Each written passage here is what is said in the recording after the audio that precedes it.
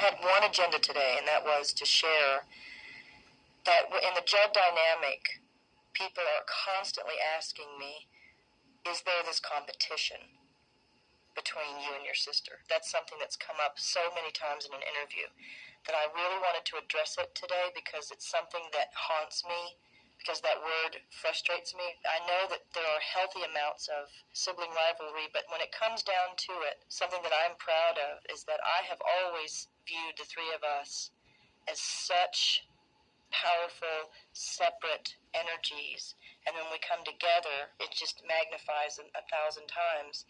But that when we are separate, each of us has our own row to hoe, and that we all three are working on such visions of our own that we don't go into the next person's area. We stay very connected with what it is that we're trying to accomplish. If anything happens, I think we cross-fertilize each other with inspiration.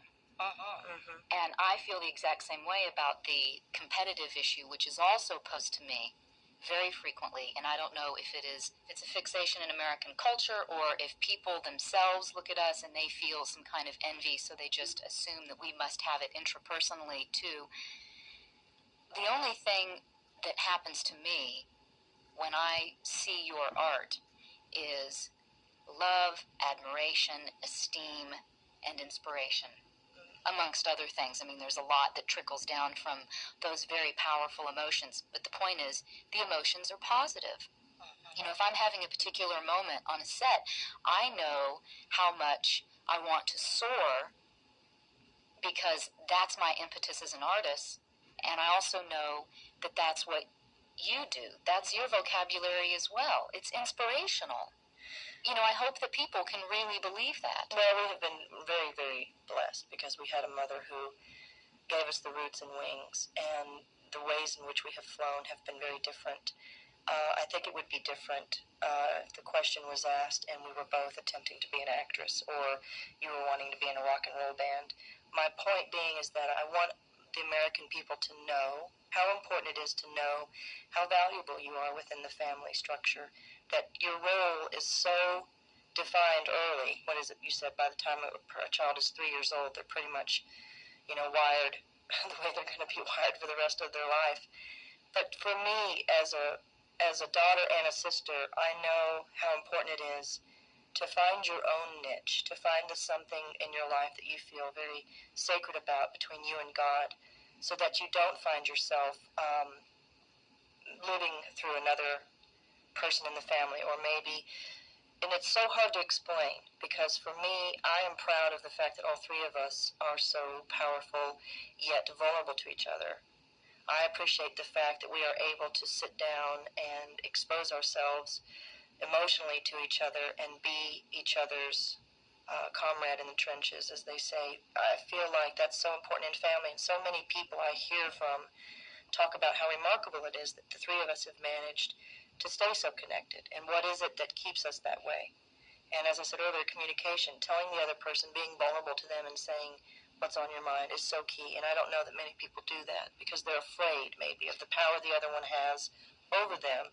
But for us, we are good communicators. I think for the most part, we try very hard to share where we are with the other. Also, it's important for people to know how the compassion thing works. Agree on disagreeing is probably one of the keys to my relationship with Ashley. I disagree with about 80% of what you say sometimes, but I have to understand that's where you are. That's on a good day. Yeah. So let me back up here just a minute, because you said something really key, talking about communication.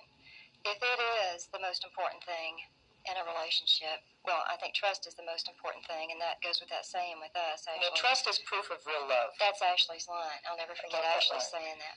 But let's get back to communication, because I want to hear from Ashley. I also think that when you trust somebody, you are capitulating some of your own insecurity. People are going to have to look up that word. What is that word? You are abdicating. You are giving up your own insecurity. You're going to move outside of your small mind, outside of your ego, and into step out in faith. Yeah. When you're talking about compassion, there's another theme, another way of saying it. I think it's about softness. It's about being willing to be soft with each other. I read a book called Do I have to give up me to be loved by you? The title is, in my opinion, completely inept because it's a married couple, both of them psychiatrists, and it's about being soft in your conversations and really being willing to listen, to have a soft demeanor, to absorb what the other person is saying. And it also gives you some of those classic paradigms in terms of how to phrase things. When you do this, it makes me feel sad. You know what I mean? And to not get your own your feelings. Yeah, not to get your defenses and your stridencies involved.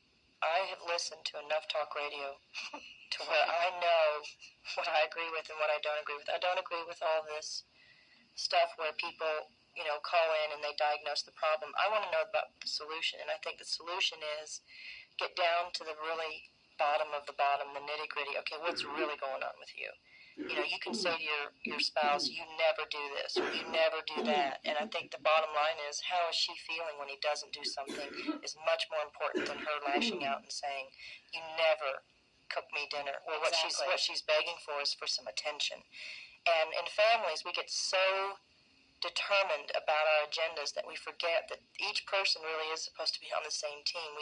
We get into these sort of siege mentalities of, you're against me or you're not on my team, and we all come from the same source here, and we're all trying to do our own things. But how do we be together as a powerful family? And listening is probably something that we've struggled with the most.